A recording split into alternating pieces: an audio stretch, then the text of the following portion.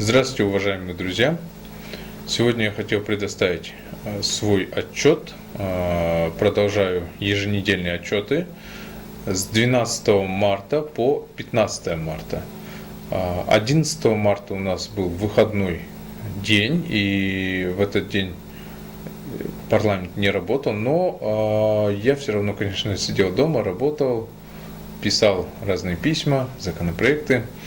Ну, начну с 12 марта. 12 марта я полетел в Москву, чтобы ознакомиться с опытом Всероссийского общества слепых, как они работают, какие проблемы незрячих они решают. Я полетел это для того, чтобы посмотреть, что можно перенять для нас, для граждан, имеющих проблемы со зрением, и чем конкретно я как депутат мог бы помочь нашим незрячим гражданам. И мы в рамках, этой поездки я посетил культурно-спортивный реабилитационный комплекс Всероссийского общества слепых, где нам показали очень много интересных вещей. Нам показали их спортивный зал, показали то, какие образовательные программы реализовываются КСРК ВОС. Они, занимаются курсами по обучению компьютерной грамотности. Но вот я сразу отмечу, что мы тоже в Бишкеке занимаемся обучением компьютерной грамотности. Но у них также есть проект по ориентированию незрячих на местности. То есть они учат при помощи айфона, либо телефонов на основе Android, ориентироваться на местности. Туда устанавливается программа. У этих телефонов есть свой, своя программа, которая озвучивает все действия либо айфона, либо телефона, основанного на Android.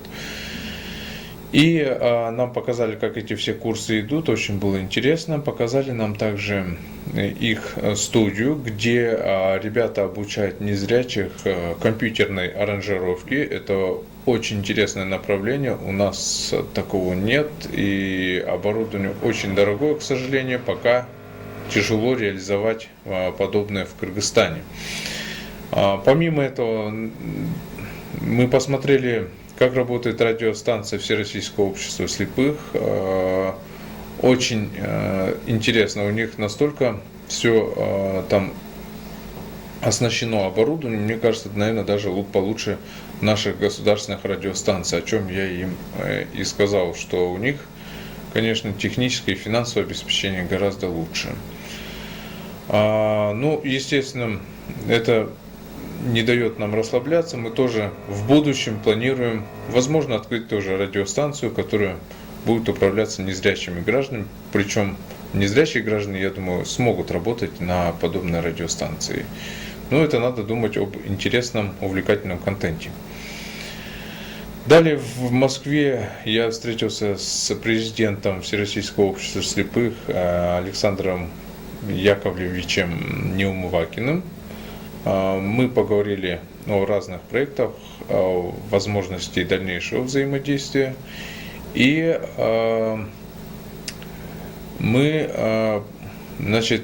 я также еще встречался со своим коллегой и, к сожалению, братом по несчастью, Владимиром Вшивцевым. Владимир Вшивцев, он является депутатом Государственной Думы.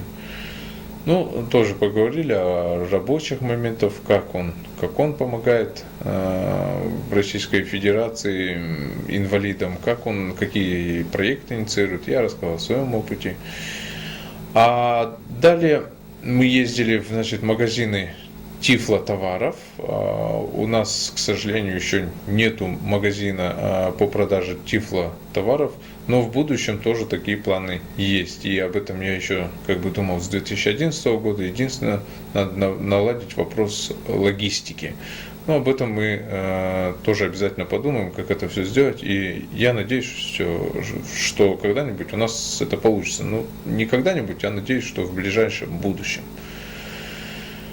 В рамках поездки я встречался, значит, с мигрантами, с нашими мигрантами, которые проживают и работают в Российской Федерации в городе Москве. Я не стал просить посольства о том, чтобы они специально собирали там общественные объединения. Я просто написал у себя в социальных сетях, и каждый человек пришел добровольно. Встреча прошла интересно, плодотворно. Мы поговорили о том, как будут проходить выборы в 2015 году в парламент. Я им рассказал об инициированном законопроекте, конституционном законопроекте о выборах, который инициировали группа депутатов, в том числе и я. Этот вопрос их очень заинтересовал, и они поддержали наш законопроект. Я рассказал суть законопроекта, а суть в следующем, я вкратце расскажу и вам. Мы предлагаем разбить Кыргызскую республику на условных 9 округов, то есть будет по 7 областям будут округа и 2 столицы, да, как бы Бишкек и Ош входят в эти округа. В каждом из округов будет представлен каждой политической партии отдельный список. То есть в Бишкеке будут одни кандидаты, в Баткене другие, в Оше будут другие совершенно кандидаты. Это делается для того, чтобы граждане могли непосредственно уже идентифицировать себя с непосредственным их представителем в парламенте. И делается это для того, чтобы в парламенте в каждой партии были представители всех регионов нашей страны. Ну и помимо этого, этот законопроект предусматривает преференцированное голосование. Это что значит? Вы можете взять, проголосовать за конкретное лицо в этом списке. Ну, допустим, вам не нравится какой-то кандидат, вы можете ему поставить минус или прочерк, а какой-то кандидат, наоборот, вас очень впечатляет, вы ему можете поставить плюсик. Вот примерно вкратце этот законопроект. Далее с мигрантами мы поговорили об их проблемах, что очень интересно, они не просили там какой-либо помощи большой.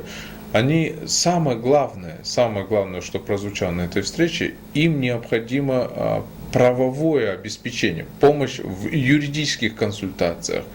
К сожалению, частные конторы, юридические конторы, они не всегда добросовестно исполняют свои обязательства. Они могут взять деньги, потом не прийти в суд, исчезнуть куда-то. Они могут очень медленно помогать вытаскивать граждан из черного списка. Поэтому граждане попросили меня обратиться в правительство с просьбой либо расширить штат посольства, нашего посольства, чтобы там побольше юристов работало, либо выделить деньги на то, чтобы гражданам какая-нибудь добросовестная контора могла оказывать юридические услуги.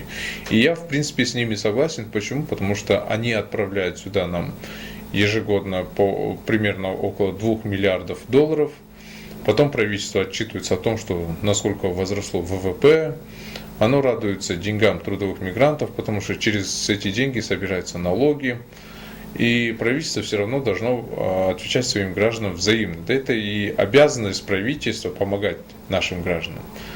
В Конституции, более того, в Конституции закреплено обязательство государства по оказанию юридической помощи нашим гражданам за пределами, находящимся за пределами страны. Я обязательно скажу премьер-министру об этой проблеме, и все-таки хотелось бы надеяться, что эта проблема будет решена. Вот, в принципе, вся моя неделя, вся рабочая неделя. В субботу я вернулся из Москвы в город Бишкек, и на этой неделе у нас работа с избирателями. Естественно, будем встречаться с гражданами. Спасибо вам большое за внимание. До скорых встреч!